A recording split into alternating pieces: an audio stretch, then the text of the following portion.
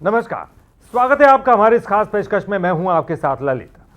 मध्य प्रदेश छत्तीसगढ़ में विधानसभा चुनाव के बाद अब लोकसभा चुनाव की बयार बहने लगी है।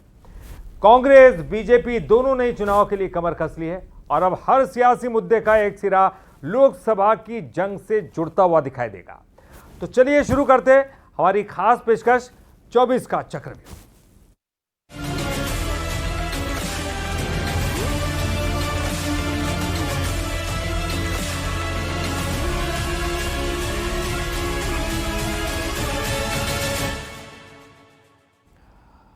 मध्य प्रदेश में कमलनाथ और नकुलनाथ को लेकर उठ रही अफवाहों पर अब नकुलनाथ के बयान ने विराम लगा दिया है। नकुलनाथ ने अफवाहों को बीजेपी का प्रोपोगेंडा बताया तो बीजेपी ने भी नकुलनाथ के बयान पर पलटवार करने में देर नहीं की। देखिए खास खबर। मैं आज इस सभा में स्पष्ट कर देना चाहता हूं कि ना ही कमलनाथ जी भाजपा में जा रहे हैं और ना ही नकुलनाथ भाजपा में जा रहे हैं। छिंदवाड़ा से कांग्रेस सांसद नकुलनाथ के इस बयान के बाद तस्वीर आईने की तरह साफ हो गई है। इसके साथ ही पिछले कुछ वक्त से चली आ रही उन अटकलों पर भी विराम लग गया कि नकुलनाथ छिंदवाड़ा से दूरी बनाए हुए हैं। इसका सीधा कनेक्शन उनकी नाराजगी से भी जोड़ा जा रहा था। नकुलनाथ ने ये तो कहा कि वो और कमलनाथ बीजेपी में नहीं जा रहे। इसके साथ ही उन्होंने बीजेपी पर अफवाह फैलाने का आरोप भी मढ़ दिया। इससे पहले बुधवार को कमलनाथ ने इमोशनल कार्ड खेलते हुए विदाई की बात कही थी। भाजपा के लोग अफवाहें फैला रहे हैं कि कमलनाथ जी भाजपा में जा रहे हैं, मैं भाजपा में जा रहा हूं। मैं आज इस सभा में स्पष्ट कर देना चाहता हूं कि ना ही कमलनाथ जी भाजपा में जा रहे हैं और ना ही नकुलनाथ भाजपा में जा रहे हैं। आपने इतने साल मुझे प्यारा विश्वास दिया। मैं चाहे कि कमलनाथ को हम विदा करना चाहते हैं, ये तो आपकी मर्जी है। मैं विदा होने के लिए तैयार हूं। मैं अपने आप को थोपना नहीं चाहता, ये तो आपकी मन मंशा की बात है। नकुलनाथ के बयान पर बीजेपी हमलावर है। बीजेपी का कहना है कि कमलनाथ और नकुलनाथ समझ चुके हैं कि क्या होने वाला है। के बाद जो उनको स्पष्ट हार नजर आ रही है, तो ऐसे में बौखलाहट भी है, असहजता भी है, और जो स्पष्ट दिख रहा है वो मन के भाव में भी नजर आ रहा है कि इस बार वो सीट हार रहे हैं।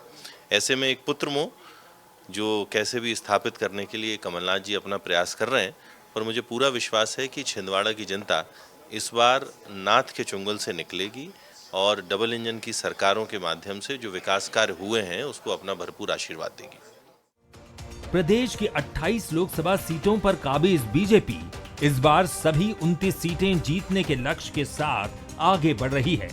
इस लक्ष्य में छिंदवाड़ा बड़ी बाधा है, जिसको पार करने के लिए बीजेपी मिशन छिंदवाड़ा पर काम कर रही है। माइंड गेम के साथ ही बीजेपी जमीनी स्तर पर कार्यकर्ताओं के नेटवर्क को चार्ज करने के साथ ही बढ़ा भी रही है। क्या 24 में बीजेपी नाथ के गढ़ छिंदवाड़ा में जीत का परचम लहरा पाएगी? साथ ही सवाल ये भी है कि क्या नाथ 24 में फिर छिंदवाड़ा का किला बचाने में कामयाब होंगे? इसी पर सियासी पंडितों की नजर है। Bureau report, Bansal news. 2 मार्च को राहुल गांधी की भारत जोड़ो न्याय यात्रा ग्वालियर पहुंची। कांग्रेस राहुल की यात्रा के जरिए चुनाव में दम दिखाने और सिंधिया को उनके गढ़ में घेरने की तैयारी में है, तो वहीं बीजेपी कांग्रेस के मंसूबों को सिर्फ ख्याली पुलाव बता रही है। तो आखिर क्या है कांग्रेस का मिशन ग्वालियर? देखिए ये रिपोर्ट। राहुल गांधी की न्याय यात्रा मध्य प्रदेश में एंटर होने जा रही है। राहुल की न्याय यात्रा 2 मार्च को ग्वालियर पहुंचेगी, लेकिन राहुल की यात्रा से पहले ही ग्वालियर की सियासत में बयानों की तलवारें खिंच गई हैं। कांग्रेस जहां राहुल की यात्रा के जरिए संगठन को मजबूत करने और सिंधिया को उनके ही गढ़ में घेरने की तैयारी कर रही है, तो वहीं बीजेपी भी राहुल की यात्रा को लेकर पूरी तरह तैयार है। सिंधिया के कट्टर समर्थकों में से एक ऊर्जा मंत्री प्रद्युम्न सिंह तोमर का कहना है कि कांग्रेस खुद आपसी घमासान में फंसी है।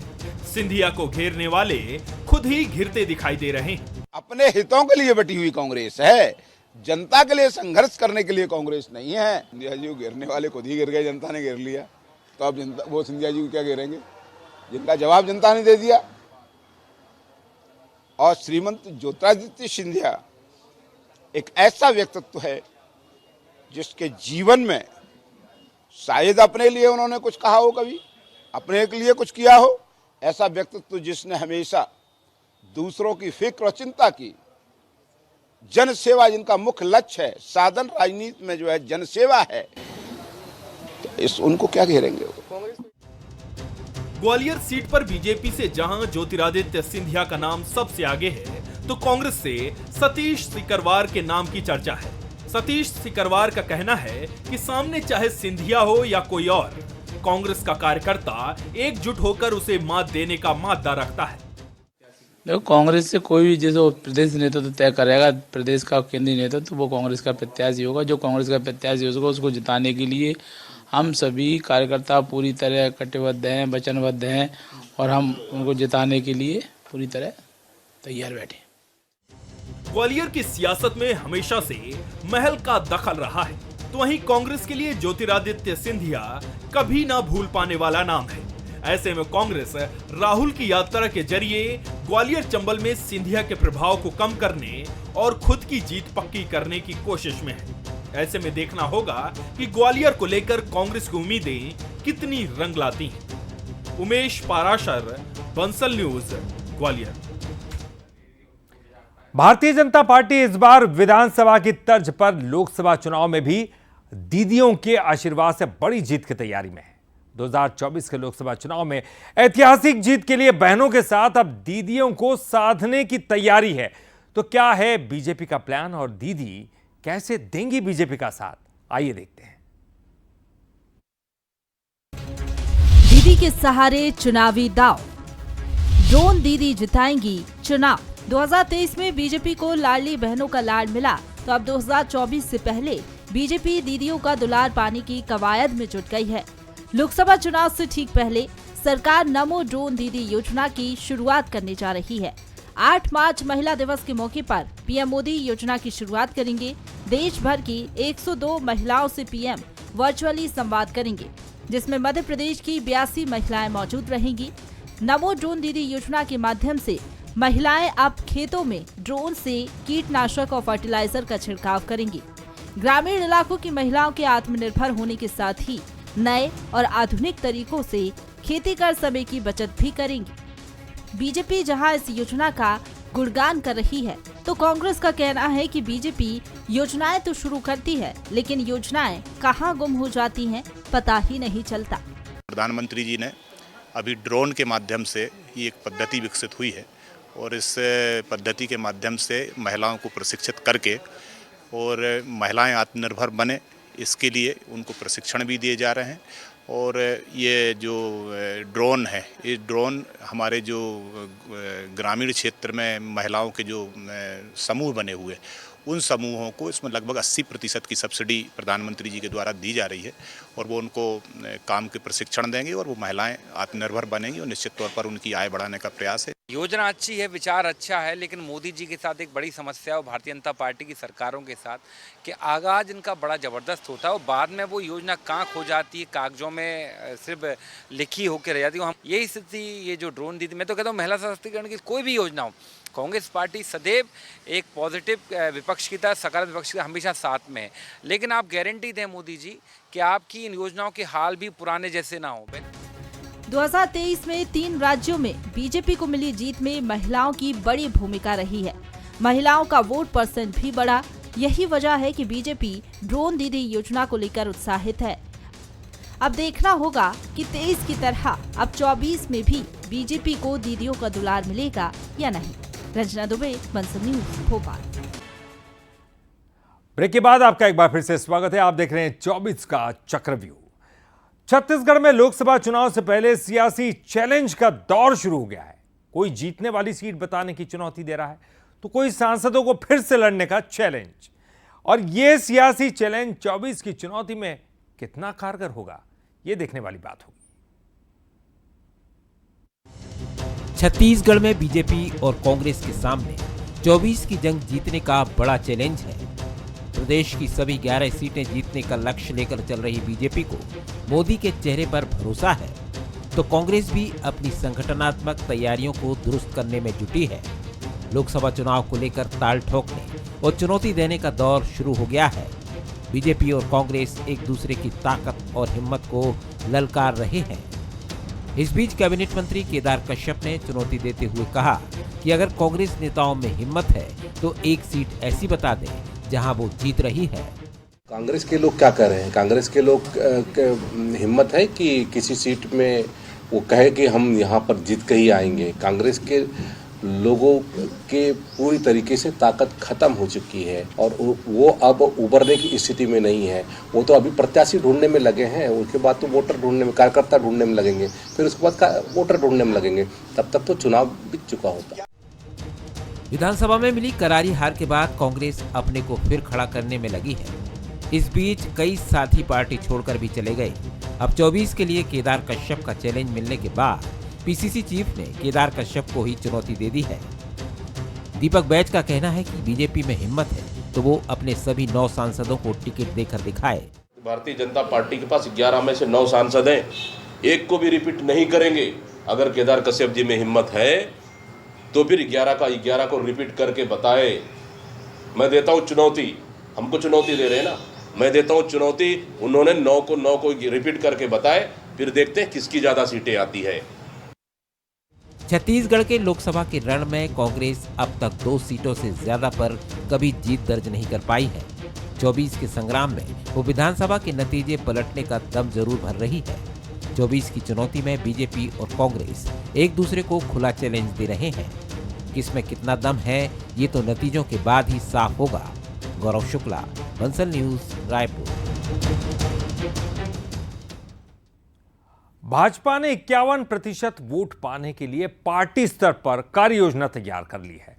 दरअसल 2019 के लोकसभा चुनाव में 6 विधानसभा क्षेत्रों में भाजपा पिछड़ गई थी और यही वजह है कि इस बार कोई चांस लिए बगैर ही समय से पहले तैयारियां शुरू कर दी गई हैं। बस्तर में बीजेपी का लक्ष्य सेट, 24 में वोट लाना है 51%। बस्तर में बीजेपी ने 51% वोट शेयर के लक्ष्य के साथ चुनावी जंग का आगाज कर दिया है। 2019 के मुकाबले में कैसे 2024 में वोट परसेंट बने, इसके लिए बीजेपी पूरी तरह से जुट गई है, क्योंकि 2019 के नतीजे बीजेपी के लिए ठीक नहीं थे। 51% वोट शेयर का लक्ष्य 2019 में कांग्रेस को मिले थे 44.10% वोट, बीजेपी को हासिल हुए थे 39.33% वोट। बीजेपी कांग्रेस में था 4.27% का अंतर। बस्तर सीट में आती है 8 विधानसभा सीट, सिर्फ 2 विधानसभा में मिली थी बीजेपी को बढ़त। 6 सीटों पर कांग्रेस ने मारी थी बाजी। 2019 में कांग्रेस के दीपक बैज ने बीजेपी के बैदूराम कश्यप को 38,000 से ज्यादा वोटों से हराया था। बीजेपी इस बार नतीजे बदलने के साथ ही 51% वोट शेयर हासिल करने के लक्ष्य के साथ आगे बढ़ रही है। हम मतदाताओं को समझाने में उस समय कामयाब नहीं थे। आज मतदाता स्वयं तैयार हैं। तीसरी बार फिर मोदी सरकार, तीसरी बार 400 पार।